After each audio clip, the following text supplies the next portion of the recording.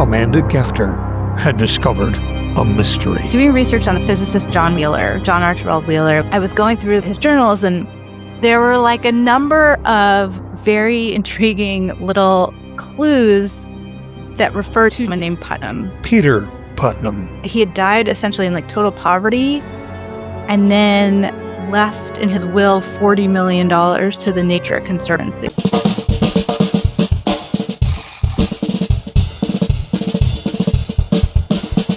Welcome to the musical Innertube. I'm Don Rooney. I'm John Timpane. On this podcast, we talk to interesting people about their interesting lives, jobs, hobbies, and passions. Difference makers who really make a difference.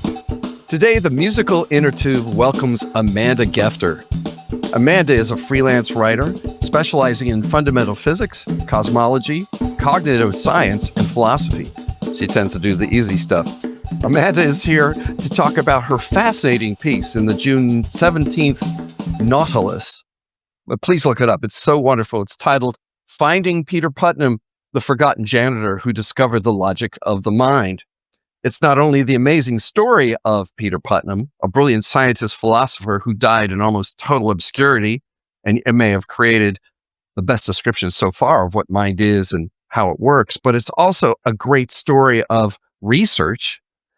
As Amanda knows, what happens when you talk to people, read the notebooks, listen to the tapes, it made us very happy to see Amanda scoring like this. She ran some pieces in the Inquirer way back when I was the goalkeeper.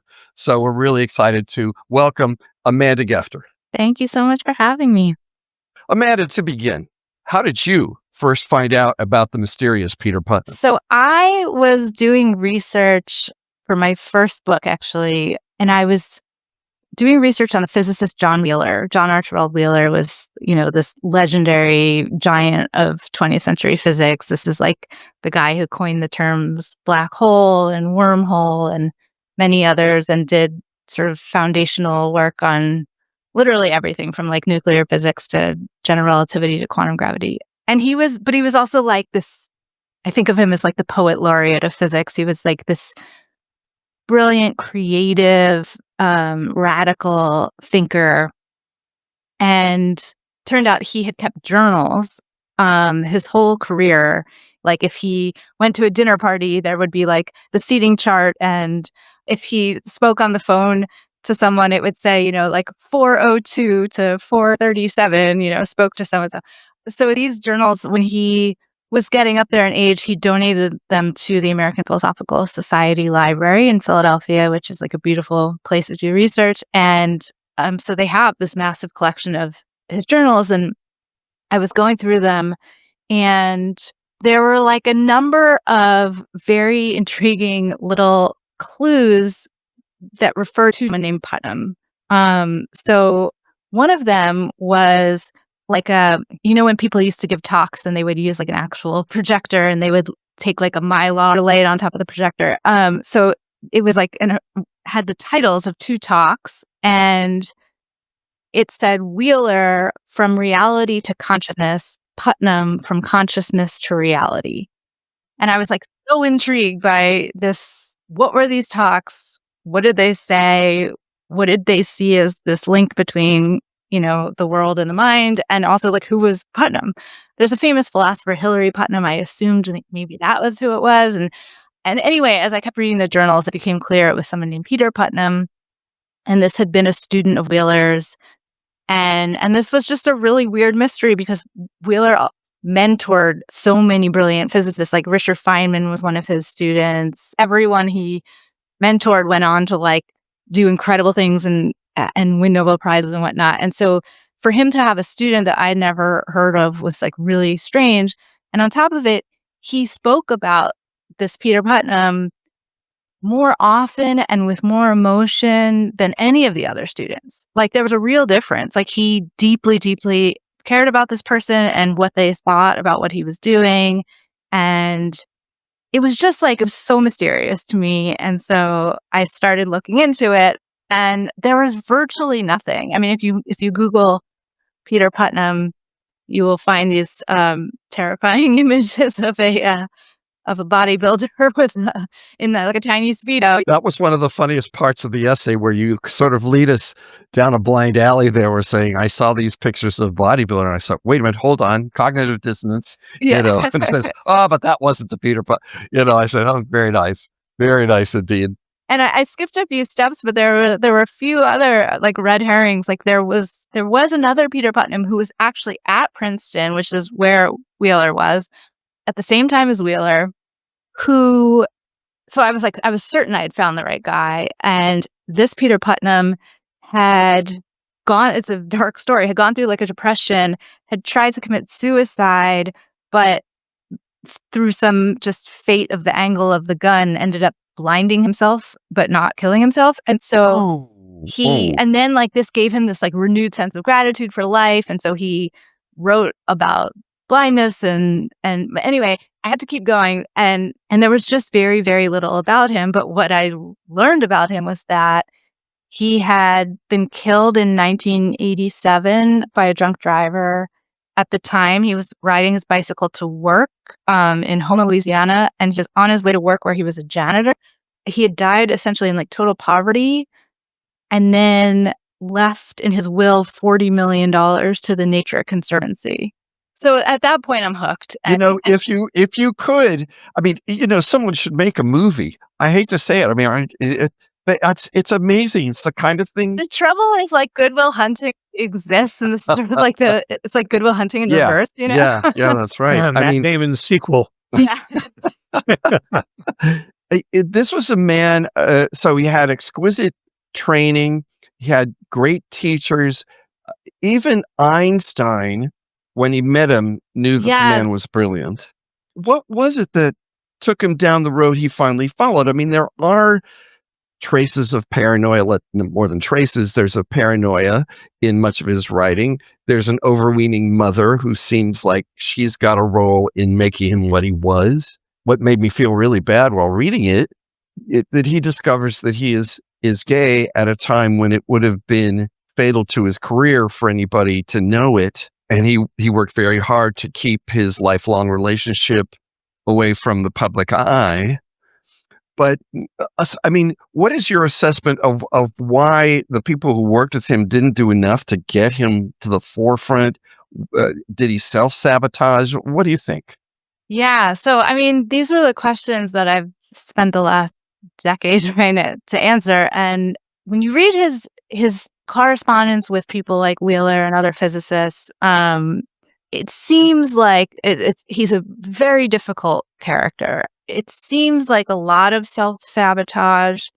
There were these letters I found where there was the dean of, I can't remember what school this was. I want to say it was like Hopkins or something, but there was this very good school that had contacted him and said, I've heard about you. I've heard about your work. Like, we're really interested in thinking, maybe you could come here. Like, basically it's like they were interested in maybe giving him a job. And the dean writes, I've been told that you're a philosopher of science. Can you explain to me what is a philosopher of science?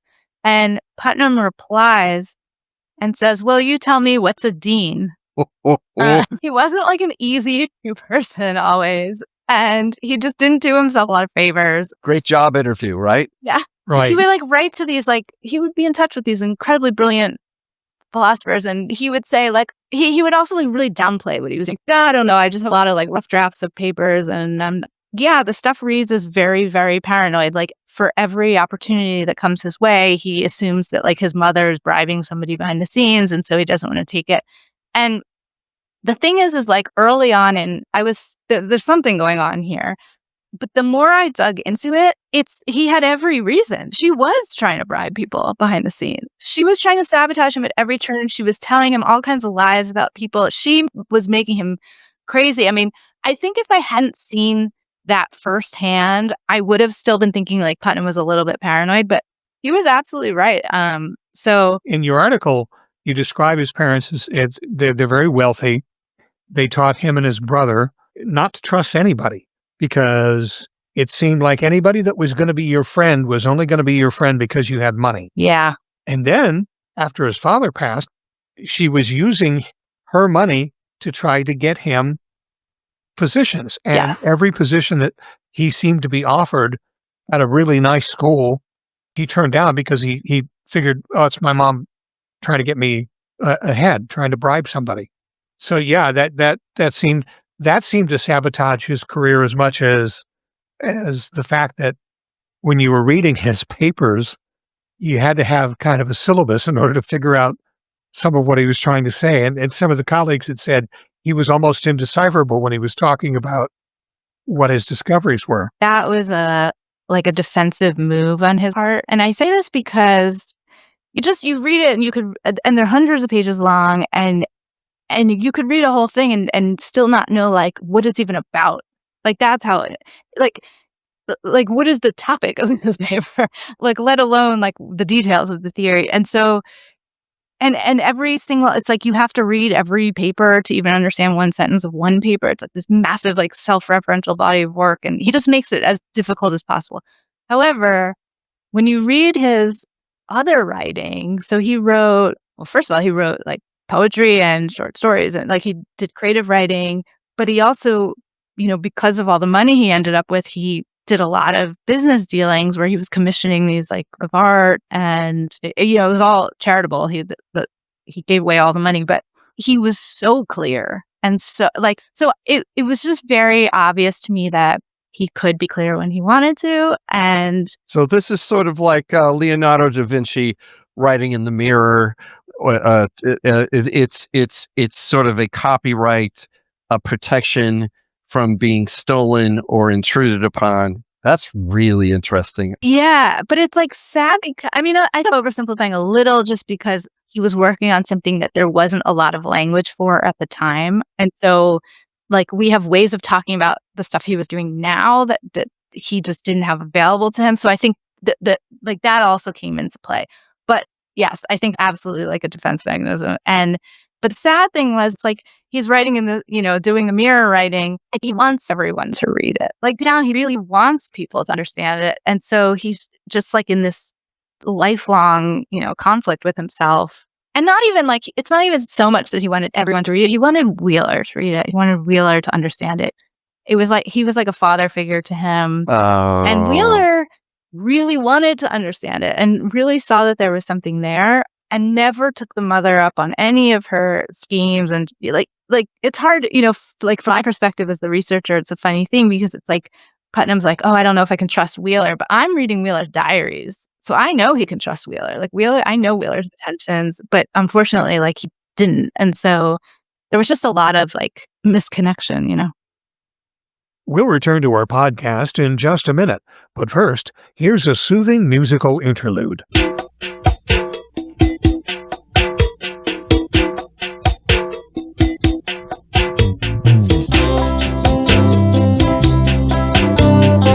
Amanda Gefter is a freelance writer specializing in fundamental physics, cosmology, cognitive science, and philosophy. Her essay in the June 17th Nautilus, available online and on the newsstand, is titled Finding Peter Putnam, the Forgotten Janitor Who Discovered the Logic of the Mind. We'll also put a link to it on our website. Amanda's writing has been featured in The New Yorker, The New York Times, The Atlantic, Nature, Scientific American, Edge.org, The Philadelphia Inquirer, and New Scientist magazine, where she previously served as books and arts editor. She is author of the 2014 book Trespassing on Einstein's Lawn, and with science journalist Dan Falk, Amanda also co-hosts Book Lab, a podcast about popular science books. Check out Amanda's website, amandagefter.com. That's AMANDAGEFTER.com. And now, we return you to the musical Innertube, already in progress.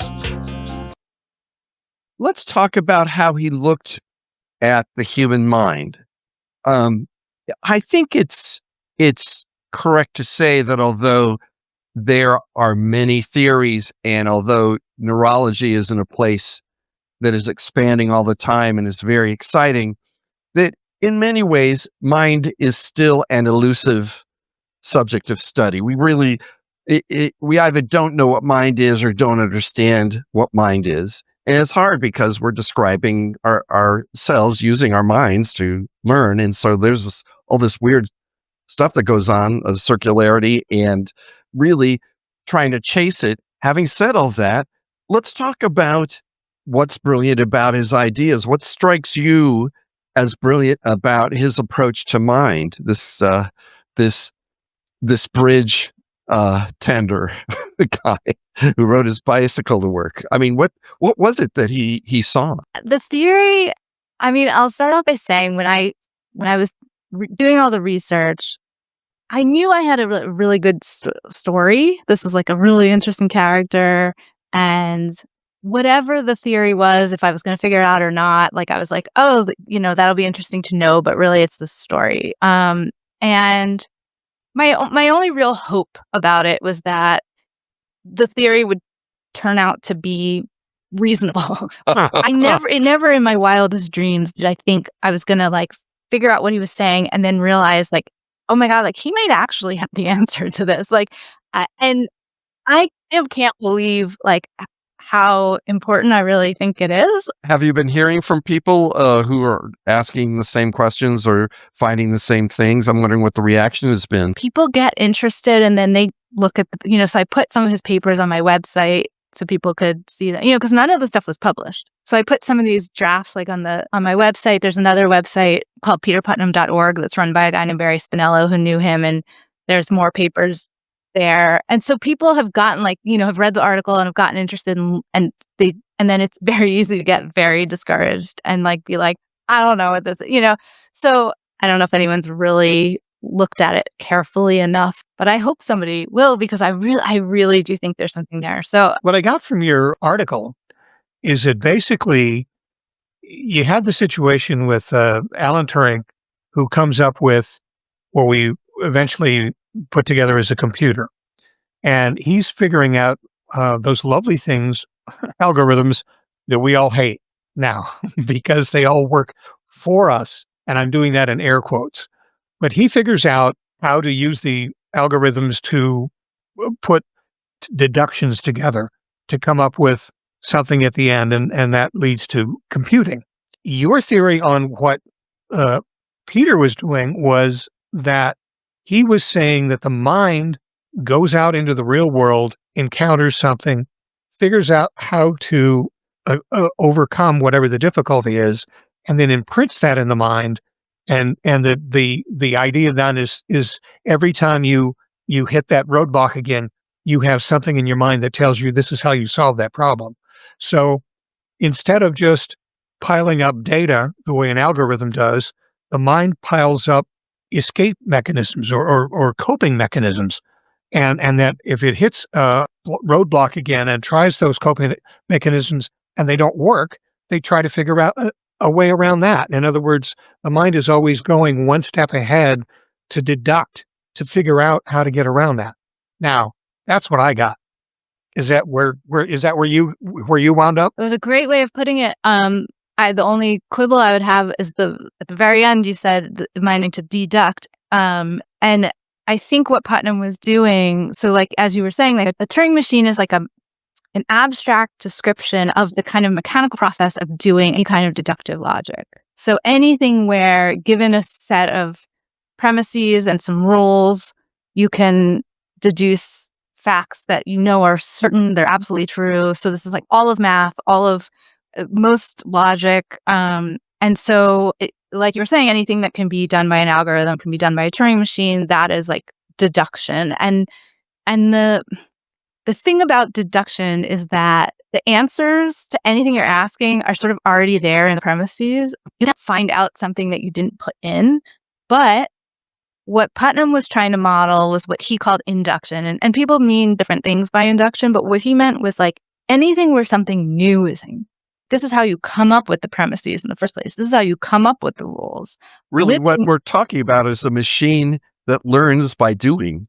Yes, yes. And that, I mean, it's so exciting to when I got to that part of your description, and you're talking about deduction now, which is what made me think of this.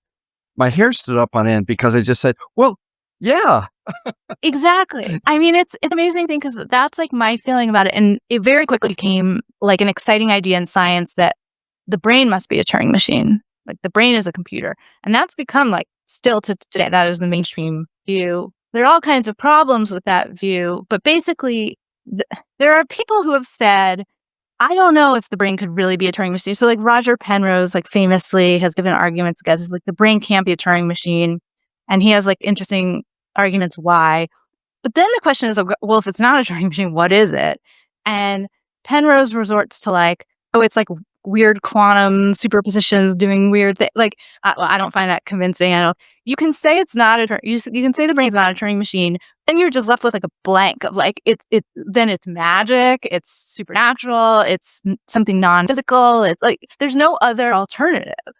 And what Putnam was saying is like, no, here's the alternative. This is it's a different type of computer. It's like an inductive computer. It's not a deductive computer. So it's not a Turing machine, but it's not magic. It's not doing some crazy thing. It's not beyond the laws of physics, anything like that. He called it a computer of a different genus. It's a very specific model.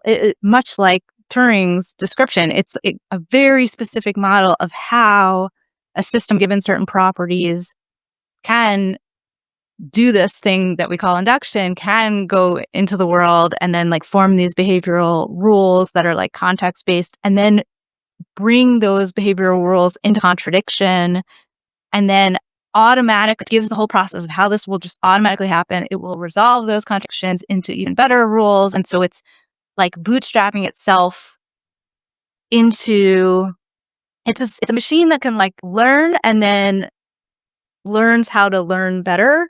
That's kind of what Don was saying is, we run into, the machine is compelled to repeat itself. I mean, life is repetition, and you try to repeat all the time the same way because as long as you do, you're living, and you sort of want life to be the same. Right? I think we have a lot of invested in that. When you say, Don, I mean, Oh yeah. You reach out to turn a doorknob, you hope it turns and you can get in the door. Yeah. And as often as you repeat that is one of the situations where when it's suddenly locked, that's when you go, whoa, wait a minute. Because now you have to think about it. See, Don's good at this. Don's very good at this, because your whole point about how we're constantly learning. And of course, Peter Putnam, I guess, is talking on an infinitesimal basic level that we can only imagine. But you have to start somewhere, I suppose. But we're constantly learning that the ways we used to do things, and it could be anything from turning left to go to school to now we have to turn right because there's construction or whatever. We're constantly having to revise, as Don was talking about. We don't trash the whole model, but we learn what does work. And as you say, we bring models into contradiction. This is lightning fast, I guess, according to what Putnam is saying. And that, I think, is what learning is finding out what does and doesn't, or sometimes. I mean, it is pretty inductive. I mean, the way Don described it, I realized just how inductive I feel sometimes. Yeah. And those are great examples too, because it's like, once you form this like behavioral rule, so it's like, turn the knob to the right to open it. When you sort of reduce it to repetition, that's when it becomes a habit, even neurally in the brain. It's like a wired in loop. And that's when it becomes like what we would call like unconscious. Like that's just you're on autopilot, you do it. And it's only when you hit these contradictions that like quote unquote consciousness like comes into play, where suddenly you're aware of like, oh, the thing I was doing, the way I was moving through the world had suddenly like tripped me. And now I have to do this thing of induction to get to the next rule that's going to hold. And like you said, you don't throw out the earlier rules. I mean, I think that's a really key thing. And like neurally in the brain, that becomes important because you can't undo connections. You can only like make other stronger connections. And so just reshape them into these larger, kind of more universal statements. And yes, it happens lightning fast and it's in this like small scale way. But one of the things that makes his work so interesting is that he tries to scale it up to like everything we do. So if you look at like physics, for example, and this is where he's coming from, we have, for instance, like the theory of quantum mechanics, which describes like how matter operates. We have the theory of general relativity, which describes how space and time operate. Those are two like rules. You can think of them as like massive rules of like how to interact with the world in a successful way that will like repeat. They're both right. And yet you can find scenarios where he will give you mutually exclusive predictions as to what's going to happen. Right. They don't fit. I mean, I think the thing that most people don't appreciate enough is that both Einstein's view of space and time and quantum mechanics are richly relied on to make all sorts of inventions. I mean, we're in the digital era partly because of our mastery of quantum mechanics. Even if we don't know really what it is or how it works, people are arguing about that all the time. I mean, people who actually know it. I've heard them yell at each other a lot, But, for example, you can't have the, rocket radar without knowing about space and time, the way Einstein describes it. And yet it doesn't fit with quantum mechanics. It's such a cool moment because we're experiencing a huge clash, a huge contradiction, or at least failure to fit. So we're at this moment where it's sort of an illustration. One of these days, maybe we will never do it, but maybe we will. Maybe one of these days we'll find a way. There's got to be a third path or a different path. I don't know. And Amanda, in your opinion, as a science writer and as somebody who has delved more than neck deep into Peter Putnam, is AI really what it's supposed to be? And that is the merging of the logic of the Turing machine with the whatever Putnam says, the ability of the mind to cope and move forward and solve a problem that is not part of its background? I think the answer is definitely it is no. I think, and I think this is one of the most interesting ways in which it's for me has been the most interesting in like discovering Putnam now, because obviously he has papers about like artificial intelligence and computing and things like that, but it was based on just such rudimentary stuff. But to be in this moment now with large language models and chatbots and whatever. Because what happens when people get in these debates and they say, oh, like, is GPT, is it really being creative? Is it really thinking? Does it understand anything? Is it really using language? Is it just spitting back things it already has? Is Putnam right? Is he not? I can't say for sure, but here's a model of how humans do it. Like a super explicit step-by-step model of how humans do it. And then you can say, does AI do that thing? And the answer is no, it doesn't. And the key difference, again, is like AI, no matter what you're doing with AI, it's running on a Turing machine. So it's not doing anything more than a Turing machine. I was just going to say that's the model for AI right now, large language models especially, is it's the loading. And if AI is getting better, it's because it's becoming more educated, not necessarily because it's being creative. Exactly. It's just learning more.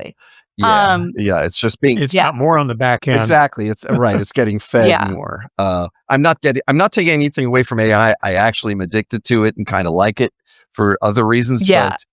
But I can see the dangers like anyone else can. And that's a very good point that you're making, Amanda, that it really is the Turing model.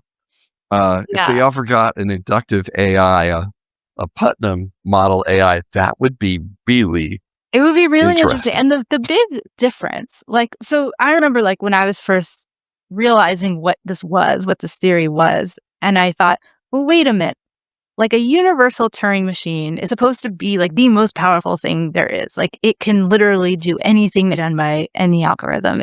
So how is it possible that this like induction machine, if you want to call it that, could do more than a Turing machine, than a universal Turing machine? A living mind or an induction machine or whatever you want to call it is always reaching out into the world. So there's not this stark division between like subject and object or, self and world or whatever. And so it's the embodied experiential like interaction with the world, with something that is outside of itself. So it's always like enlarging itself and it's always bringing in new things. So like, of course it can do something new because it has new information it can get. And so that's the real like key difference. And so as long as we are like, our nervous systems are performing this induction, but like our cells are making themselves, our cells are doing this kind of thing. And so they're like bootstrap from the very beginning, and that in a weird way, it's like the most like abstract advanced things you could do, like if, Shakespeare sitting down and writing Hamlet is not disconnected from the cell's need to remake its membrane. There's True. like an actual line you can draw from one to the other. And it's a dynamic continuum. Absolutely. Totally. Yeah. So can a robot ever do that? I mean, no. And as anybody who has ever watched a science fiction program in their life knows, brains always beat computers by just asking the question, why? And it blows up. So we knew that a long time ago. I think it's so interesting that this man makes these notes, as difficult to read as they are.